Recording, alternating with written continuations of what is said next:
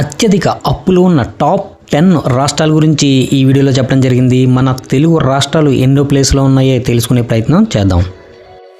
ఇక ఈ జాబితాలో టాప్ 10లో మనకి కేరళ రాష్ట్రం ఉంది 4.7 లక్షల కోట్ల అప్పుతో. ఇక టాప్ 9లో మనకి గుజరాత్ రాష్ట్రం ఉంది 4.9 లక్షల కోట్ల అప్పుతో. ఇక టాప్ 8లో మధ్యప్రదేశ్ రాష్ట్రం ఉంది 5.3 లక్షల కోట్ల అప్పుతో. ఇక టాప్ 7లో ఆంధ్రప్రదేశ్ రాష్ట్రం ఉంది 5.6 లక్షల కోట్ల అప్పుతో. ఈ జాబితాలో మన ఆంధ్రప్రదేశ్ టాప్ 7లో ఉండటం జరిగింది. ఇక టాప్ 6లో రాజస్థాన్ రాష్ట్రం ఉంది 6.4 లక్షల కోట్ల అప్పుతో. ఇక టాప్ 5లో చూసుకున్నట్లయితే మనకి పశ్చిమ బెంగాల్ రాష్ట్రం ఉంది 7.1 లక్షల కోట్ల అప్పుతో. ఇక టాప్ 4 చూసుకున్నట్లయితే కర్ణాటక రాష్ట్రం ఉంది 7.3 లక్షల కోట్ల అప్పుతో. ఇక టాప్ 3లో మహారాష్ట్ర ఉంది 8.1 లక్షల కోట్ల అప్పుతో. ఇక టాప్ 2లో ఉత్తరప్రదేశ్ రాష్ట్రం ఉంది 8.6 లక్షల కోట్ల అప్పుతో. ఈ జాబితాలో టాప్ 2లో ఉండడం జరిగింది. ఇక ఓవరాల్గా మన భారతదేశంలో అప్పుల విషయంలో తమిళనాడు రాష్ట్రం ఫస్ట్ ప్లేస్లో ఉంది 9.6 లక్షల కోట్ల అప్పుతో.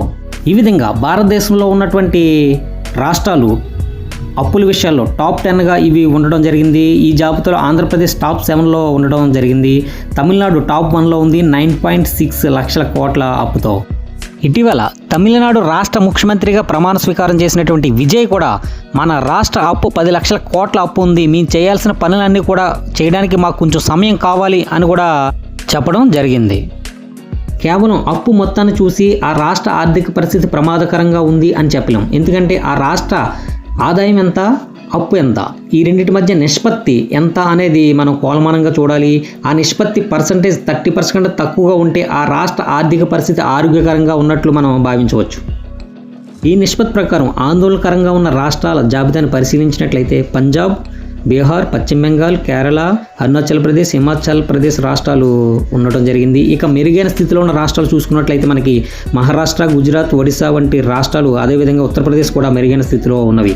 అభివృద్ధి పనుల కోసం అప్పులు చేయడం మంచిదే, కానీ రాష్ట్ర ఆదాయానికి మించి అప్పులు చేయకూడదు అని చెప్తా ఉన్నారు ఆర్థిక నిపుణులు. ఈ వీడియో మీకు నచ్చినట్లయితే లైక్ చేయండి. మరిన్ని ఆసక్తికర వీడియోస్ కోసం మా ఛానల్ సబ్స్క్రైబ్ చేయండి. Thank you.